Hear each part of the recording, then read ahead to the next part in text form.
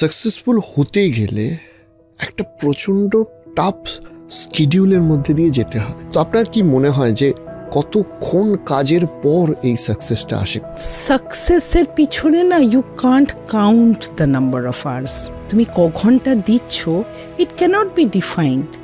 আজকে তুমি 6 ঘন্টা কাজ করে মনে হলো তোমার কাজ শেষ হয়ে গেছে, কিন্তু তোমার পরের দিনকে তোমাকে 13 ঘন্টা দিতে হবে। You have to give it.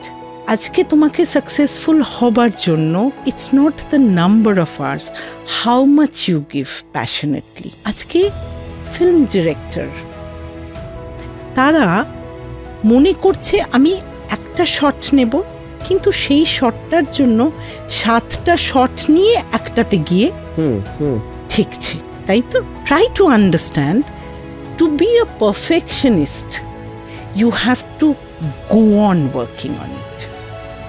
You have to spend hours. It is about the time spent. আজকে অনেক মাথা থেকে না আইডিয়াস বের করতে হয়, তবে সেই জায়গায় পৌঁছয়।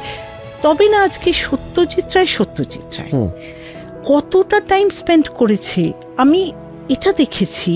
ইটস অগেন নাম্বার অফ আওয়ার্সও না, আরেকটা ইম্পর্টেন্ট জিনিস আছে, the homework and the vision behind.